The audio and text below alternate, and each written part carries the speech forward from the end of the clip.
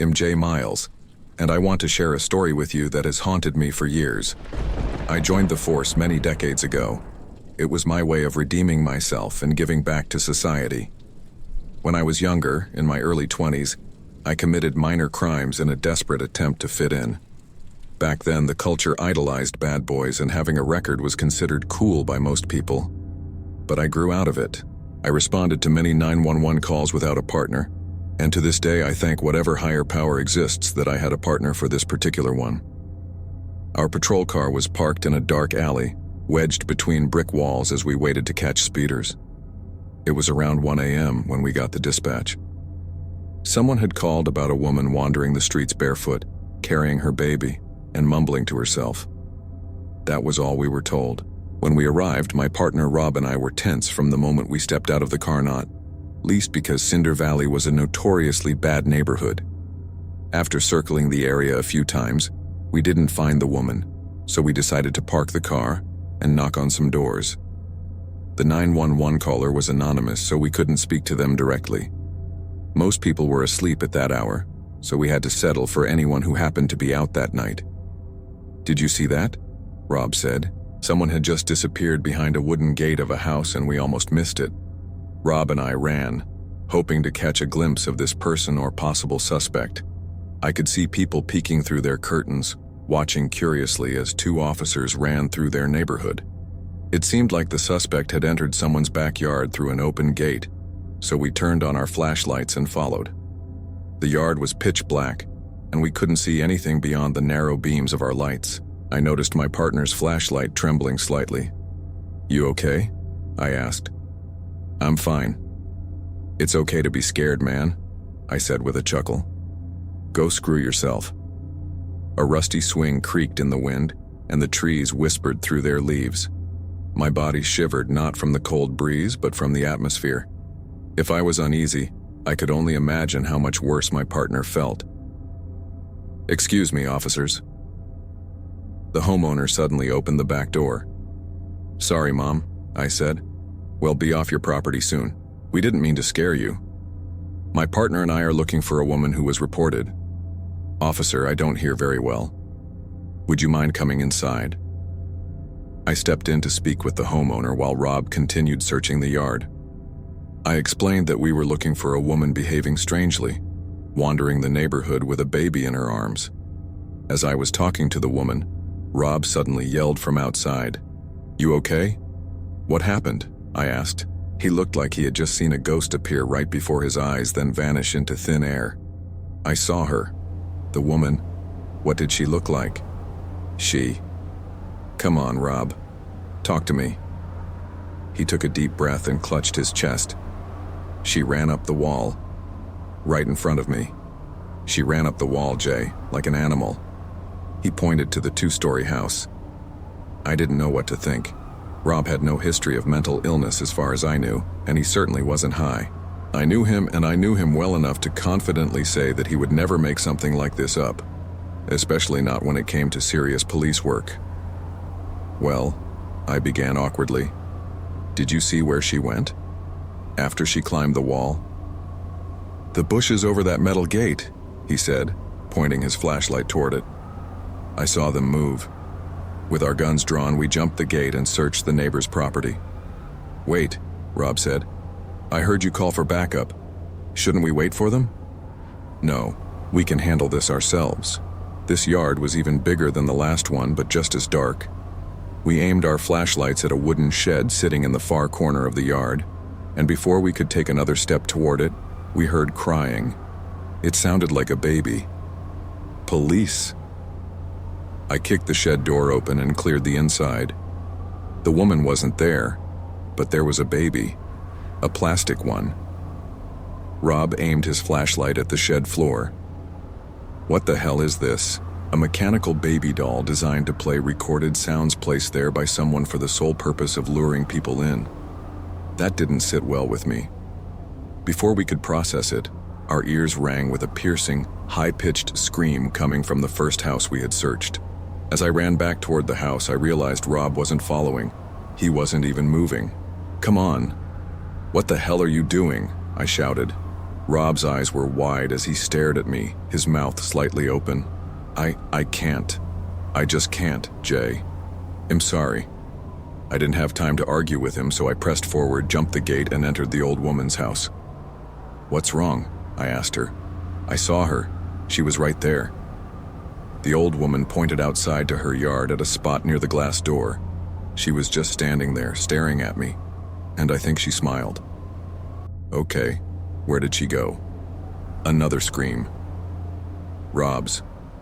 By the time I got back to the shed, Rob was gone. The plastic baby was gone too. I called out for him, searched everywhere, but he had simply vanished. You see, it was as if this mysterious woman could sense fear. It was something she seemed to hunt, and Rob had plenty of it that night. When backup finally arrived, I explained to my superiors what had happened at least 100 times. This all happened decades ago, and Rob has never been found. It's a cold case. To this day, thinking about that night chills me to my core. That mysterious woman, she was toying with us, and it seems like she won. I don't even know why I still refer to her as a woman, as a human being.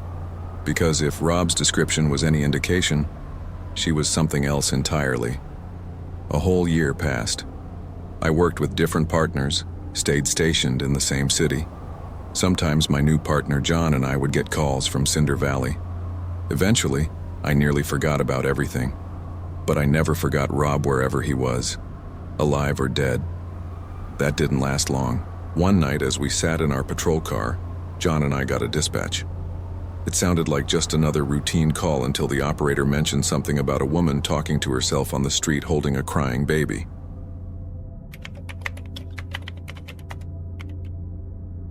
I work night shifts as an unarmed security guard.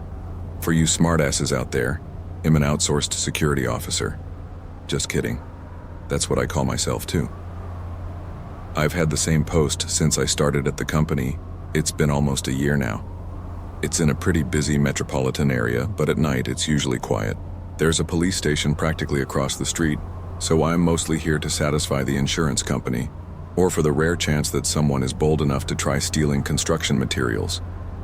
The main site is a commercial building, with a multi-story parking garage attached, also under construction. The back of the property is bordered by a tall concrete wall, beyond which a busy highway runs parallel to it. One night, maybe a week or two after Thanksgiving, I was sitting in my car, completely absorbed in an especially long and depraved session of Plague Inc., during which I repeatedly wiped out all life on Earth using a variety of cruel and sadistic methods. A thin layer of snow had accumulated on my windshield since my last patrol. I couldn't see much through it, but I had civilizations to destroy. Being a good security guard is all about knowing your priorities. Everything changed when something violently shook my car. I don't carry a gun, but I always have my nunchucks with me. Blue belt in Kung Fu, thank you very much. So I grabbed them, along with my Nebo O2 beam flashlight, and jumped out of the car.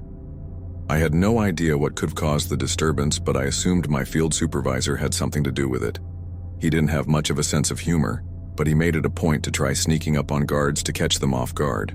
He wasn't very good at it. Still, it was weird when I got out of my car there was no one in sight.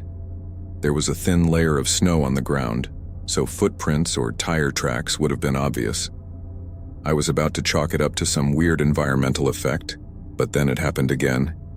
It didn't feel like a tremor while I was standing, though. More like a high-amplitude vibration in the ground. Now I was on high alert, so I switched to the emergency scanner app on my phone to check if there were any reports of an earthquake, explosion, or anything similar. Nothing. No chatter for a good 5 minutes, then just some routine radio traffic about a drunk driver on the other side of the city. At this point, I was a little shaken, but instead of getting back in my car, I decided to start my next patrol a little early. I knew there was nothing to worry about, but I figured checking the site myself would put my mind at ease, just in case. I started by checking around the parking garage. There was only one accessible entrance right in front of where my car was parked, but homeless people are a thing, and it was a cold night. Nothing. I still had my earpiece in just in case dispatch called. There was a domestic disturbance call, then silence again. And then the shaking came back. The entire structure felt like it was trembling. I had just checked the last corner of the garage and decided to get out of there in case something decided to collapse. As I was leaving, something in my peripheral vision caught my attention. There were a few security lights on top of the building, but one was completely blocked by an elevator shaft and some construction materials. So when I say I saw the silhouette of a man standing on the roof, understand that it was really just a silhouette. By now, my paranoia was pretty heightened, which I factored into my assessment of the situation, though it did little to comfort me. I decided to grab my binoculars from the car, certain they would reveal the silhouette to be nothing more than an overactive imagination in a stack of 2x4s. When I got back to my car, I nearly lost my mind. There was an imprint in the snow like someone had been lying on my hood, 2 melted handprints on my windshield. No footprints, no tire tracks, except for the ones I knew I had made. I pulled out my phone, not sure what I expected to do with it, but you get the instinct. It was off. Battery drained. Before I got out of the car, it had been plugged in, charging. Over 90 battery. I felt the tremor again. I immediately got into the car after checking the back seat, obviously, and drove to the far end of the site. If there were squatters there, fine. I'd take the win. Either way, I never got any complaints from the site manager or my supervisors. I asked one of the other guards if he'd ever seen anything strange while working this post, and he just shrugged. I still have no idea what happened that night. I was working around 2 a.m. in the far north of my jurisdiction, on a dirt road that sloped slightly downward toward a swamp filled with larch and red-white pines.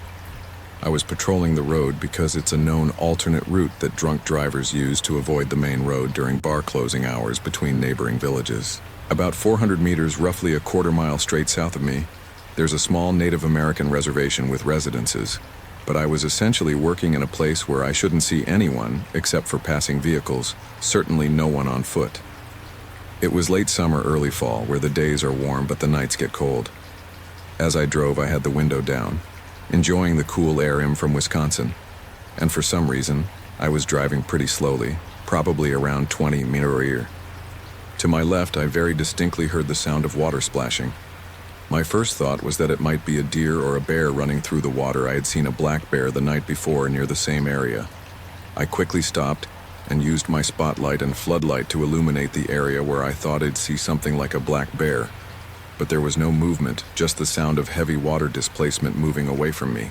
The area I was looking at wasn't dense with trees, just younger pines and smaller shrubs with a dry ridge only about 50 yards from me. I had plenty of clear sight lines between the larger pines up to the hill beyond the water. I estimated the water to be only about a foot deep, but since I couldn't see anything making the noise, my mind then considered the possibility that it was someone in the water, maybe hiding behind a tree to avoid me. That's when I started worrying about them because of the cold that morning. But I saw nothing. The sound of the moving water was distinct, and to me it sounded bipedal and heavy. My instincts told me I should be seeing something just a few yards away, but there was only the sound. I called out, asking if anyone was there. No response. The water movement stopped. I didn't see anyone climbing the ridge as if they had gotten out of the water. I didn't stay much longer, staring into the dimly lit woods beyond the water. I rolled up my window and drove on, hoping I hadn't left some guy stranded in the dark, cold, wet woods. That was my rational mind speaking. But there was definitely an alarm blaring in the back of my brain, telling me to get the hell out of there the moment I saw nothing running through that water. It was one of those moments that sent chills down my spine. The sound had been so loud enough to hear over the noise of my vehicle, but the water's surface remained calm, and there was nothing I could see moving through a foot of water. This happened 2 autumns ago, and I think about that night every time I drive through that area.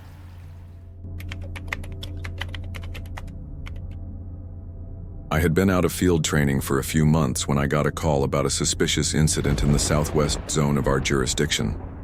The dispatcher said the caller had seen a single light in the sky. I was just a few blocks north of the call's location when it came in, and I had heard what sounded like a transformer blowing just a few minutes earlier. I simply assumed the caller had seen the flash that usually accompanies those small explosions. As I was en route, the dispatcher added that the caller had made statements suggesting the light was, as the dispatcher put it, biblical in nature because it made him feel warm. Great. For those unfamiliar, there's a very complex relationship between people with mental illness and law enforcement.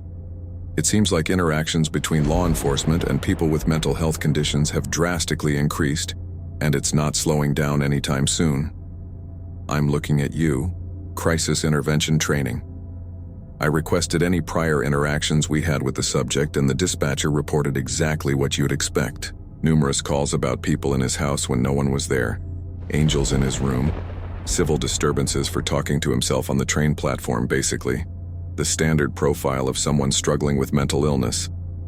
Oh, and a safety alert for officers. Fantastic. Stupid transformer. I arrived on scene and found a man standing in the snow on the sidewalk, wearing a decent brown winter coat, dirty blue jeans, and a pair of white New Balance sneakers. I remember the sneakers being immaculately white, with significant wear along the outer edges. The subject, let's call him Tim, had the most peaceful expression on his face, with his hands clasped together in front of him in what he'd describe as a communion stance. If you've ever received communion and held your hands together to take the wafer, that's how it looked. Tim waved at me as I parked. I approached and introduced myself. Hello, sir. I'm Officer Poetic Trigger Pull. How are you feeling today?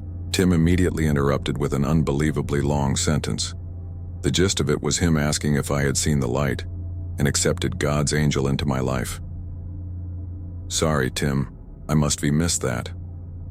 I already knew what had happened and didn't want to spend more time than necessary because psychiatric admission paperwork is a nightmare. So I started with a perfectly reasonable explanation about how a transformer had blown in the area and the light he saw was the explosion, blah blah blah. The whole time I was talking, Tim was just smiling and nodding at me. Then he told me it wasn't a flash of light, but a large circle of light that made no sound. It hovered above him quite angelically for what he perceived as hours, and cast a light on him that warmed his skin, also known as God's touch, which expelled his demons. When the large circle of light moved away, Tim told me the electrical box exploded as it passed over it. This is the part where I tell you I have a morbid fear of UFOs. Seriously, I even hate talking about them. At this point, I was quick to shut Tim down because I didn't even want to consider the possibility. I interrupted him and asked for his ID. He handed it over, and I saw he lived just a few houses away. I was quick to try convincing him to go back home because I was sure it was nothing. I started asking about his medications, illegal drug use, alcohol, the works. Everything checked out. Tim was just your standard eccentric guy. Great. Time to go. Then Tim showed me his watch. It was a Casio with a Velcro strap, and the face was on the inside of his wrist. Where the numbers should have been, there were these little zeros, the weird digital zeros you get on a calculator, where they taper at the ends and have little gaps between them. If you've ever typed 885 on a calculator, you know what I mean. There were other markings on the screen, no big deal. Tim had probably been wearing that watch for 30 years, and it had been broken for 29 of them. I was about to ask if I could walk Tim back to his house when I noticed something that still gives me chills even now as I write this. Tim and I were standing in a large circle of slightly melted snow. I felt a jolt in my chest and what might have been my first panic attack. Internally, of course. No one wants to see a cop hyperventilating and pissing himself. I examined the circle closely and saw a razor-thin edge. The inside of the circle looked like melted snow and was slightly lower than the outer rim. It was as if someone had put a burner under the snow and it had melted from the bottom up. Even more unsettling, I saw Tim's footprints leading into the circle from the sidewalk, coming from his house. The footprints outside the circle were fresh and had sharp edges. The ones inside were rounded, like they had been sitting in the sun for a day or two. My footprints inside the circle were also fresh. At that moment, my backup officer arrived. One is usually dispatched whenever we have a safety alert for an officer. It was my former FTO field training officer. Good. We were close and I could panic a little in front of him. I pulled him over to my car and explained everything. He told me he had heard the transformer blow and believed the circle was caused by gas or sewage, something earthly. He was calm about it, and I wanted to believe him. He took over and walked Tim back home after ensuring no medical treatment was needed. That was the end of it. I got back in my car and tried to clear the call on my laptop, but the MDT was completely frozen. Not unusual, just annoying. I grabbed my radio and told the dispatcher I was 108. They asked me to repeat because there was too much static. I drove a bit further down the road and the message finally went through. Not uncommon. Our radios suck. I pulled out my phone to call my former FTO and tell him how deep down the rabbit hole I had gone before he arrived. My phone was frozen on the keypad screen. I had to remove the battery to restart it. That was a little weird. That had never happened before. After the reboot, I called my FTO and he basically told me to think of horses when I hear hoofbeats, not zebras. I felt like an idiot and didn't tell anyone because as a probationary officer, I could be fired pretty easily, and UFOs aren't covered in department policy. I avoided that street for months and tried to forget about it. Then one night I got a call about a burglary alarm at a house in the cul-de-sac at the end of that same street. The homeowner told me the alarm had only ever gone off once before. I asked when. He said it happened the night he saw a large light glide over his house a few months ago. Jesus Christ, I don't go down that street alone at midnight, ever. That was just one of 3 incidents I had on duty. The other 2 were lights over the Lake Michigan shoreline.